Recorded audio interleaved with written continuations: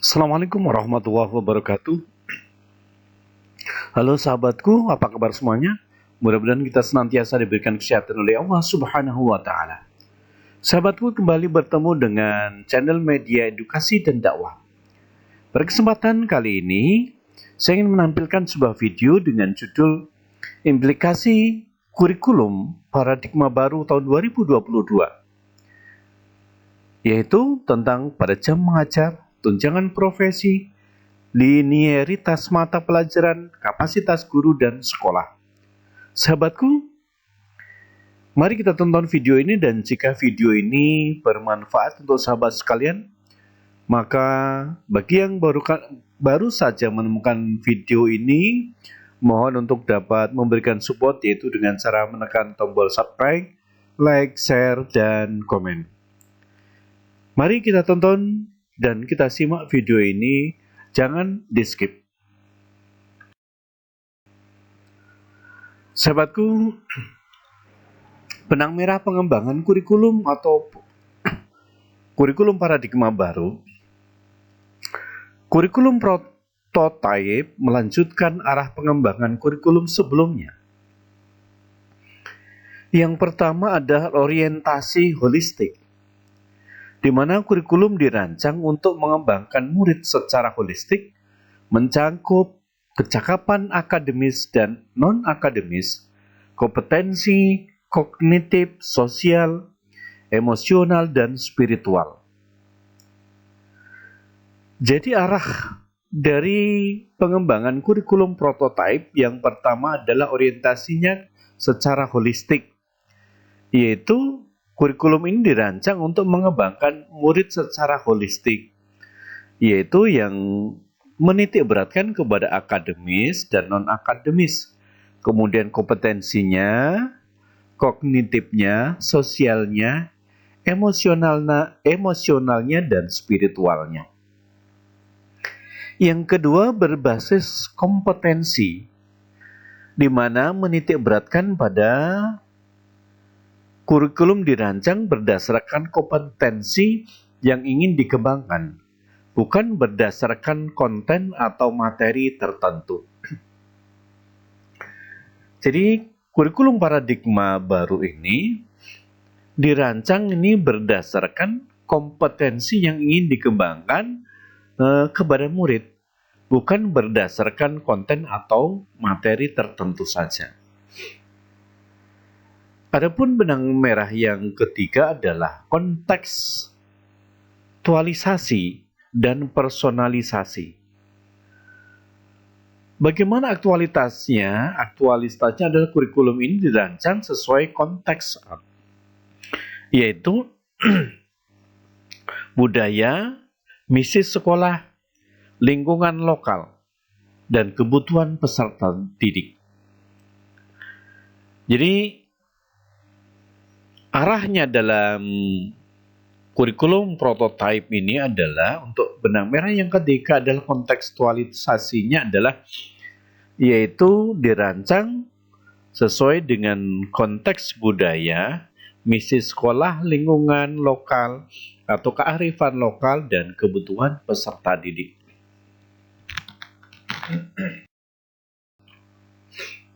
Sahabatku, adapun karakteristik kurikulum prototype, yang pertama adalah pengembangan soft skill dan karakter, yaitu mencakup seperti akhlak mulia, gotong royong, kebinekaan, kemandirian, nalar kritis, kreativitas, mendapat porsi khusus melalui pembelajaran berbasis proyek. Jadi karakteristik kurikulum prototype yang pertama ini adalah pengembangan kepada soft skill dan karakter anak, di mana melalui pembelajaran berbasis proyek ini diharapkan anak mempunyai akhlak yang mulia, mempunyai semangat bergotong royong, mempunyai pemahaman kebinekaan, dapat mandiri, kemudian mempunyai nalar kritis, dan punya kreativitas tertentu. Yang kedua, fokus pada materi esensial sehingga ada waktu untuk pembelajaran yang mendalam bagi kompetensi dasar seperti literasi dan numerasi.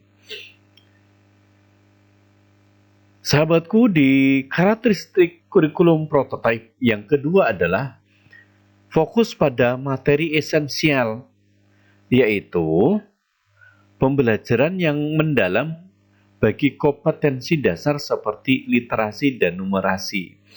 Jadi pembelajarannya menitik beratkan kepada kompetensi dasar, ya. Menitik beratkan kepada kompetensi dasar. Di antaranya yang diunggulkan adalah literasi dan numerasi. Dan yang ketiga adalah fleksibilitas. Bagi guru untuk melakukan pembelajaran yang sesuai dengan kemampuan murid atau teach at the right level dan melakukannya penyesuaian dengan konteks dan muatan lokal. Di mana di fleksibilitas bagi guru ini, pembelajarannya ini menyesuaikan atau sesuai dengan kemampuan murid. Tidak ada pemaksaan kemampuan murid, melainkan pembelajaran harus mengikuti sesuai dengan kemampuan murid. Melakukannya dengan penyesuaian dan konteks dan muatan lokal.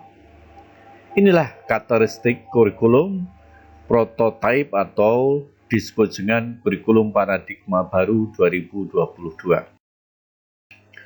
Sahabatku, apa implikasi perubahan dan mitigasinya? Ini perubahannya sangat besar sekali karena menjadi was-was juga bagi guru-guru terutama yang sudah mempunyai tunjangan profesi guru. Yang pertama adalah implikasinya jam mengajar dan tunjangan profesi guru. Di mana jam mengajar mata pelajaran, kelompok umum dan alokasi beban mengajarnya tetap. Yang kedua, diberikan beban tambahan mengajar bagi guru yang beban mengajarnya kurang, seperti menjadi koordinator proyek penguatan profil pelajar Pancasila. Jadi ketika di jam mata pelajarannya ada yang berkurang, maka nanti akan ditambahkan melalui seperti koordinator proyek atau penguatan profil pelajar Pancasila. Yang berikutnya, implikasi perubahan berikutnya adalah tentang linearitas dan mata pelajaran. Ini disusun linearitas mata pelajaran yang selaras dengan struktur kurikulum prototipe. Misal, untuk mata pelajaran informatika dapat diampu oleh guru yang mempunyai latar belakang informatika atau MIPA. Jadi pada kurikulum prototipe nanti akan dimasukkan kembali mata pelajaran yang yaitu TIK atau TIK dan sekarang berubah nama menjadi informatika. Untuk pembelajaran informatika ini tidak harus memerlukan guru bidang khusus yang bermatematika, melainkan bisa menggunakan guru-guru mata pelajaran lain yang latar belakangnya ada informatika ataupun MIPA. Yang ketiga, kapasitas guru dan sekolah untuk menerjemahkan menjadi kurikulum sekolah dan pembelajaran, yaitu diberikan pelatihan dan pendampingan kepada komite pembelajaran seperti guru, kepala sekolah, dan pengawas. Ketika ada perubahan kurikulum paradigma, tentunya ini seperti guru, kepala sekolah, dan pengawas ini harus diberikan pembekalan berupa pelatihan dan pendampingan agar penerapannya pada kelas itu tidak berbeda arah. Yang berikutnya adalah menyediakan platform teknologi untuk guru belajar dan berbagi. Nah, inilah implikasi perubahan, dan mitigasinya. Selanjutnya, implikasi jam mengajar guru dan linearitas mata pelajaran.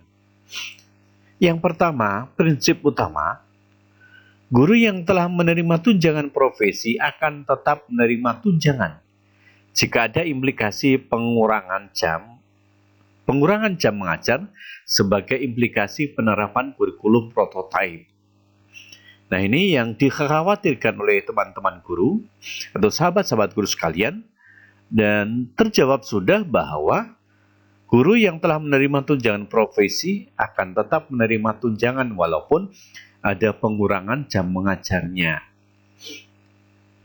Yang kedua, peraturan terkait poin 1 telah disiapkan dalam bentuk Kemendikbud dan berlaku untuk sekolah yang mengikuti program sekolah penggerak. Dan yang ketiga, selanjutnya, untuk sekolah yang akan menerapkan kurikulum prototipe secara mandiri akan dibuatkan regulasi, sehingga hak-hak yang telah diterima guru sebelumnya tidak berkurang, sesuai dengan prinsip pada poin 1.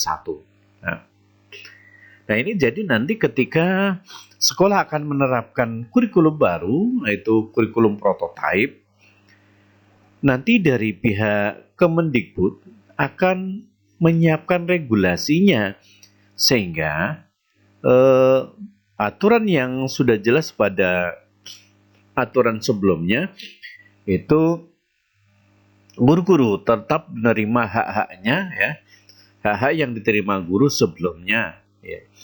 Nah, itu tentang implikasi jam mengajar guru dan linearitas mata pelajaran.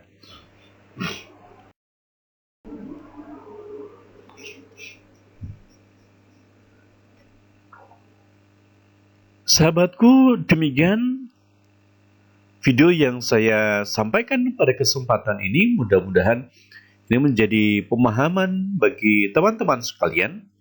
Dan terima kasih sudah menonton video ini. Dan jika video ini bermanfaat buat sahabat-sahabat sekalian, mohon untuk dapat mensupportnya, yaitu dengan cara untuk menekan tombol subscribe, like, share, dan komen.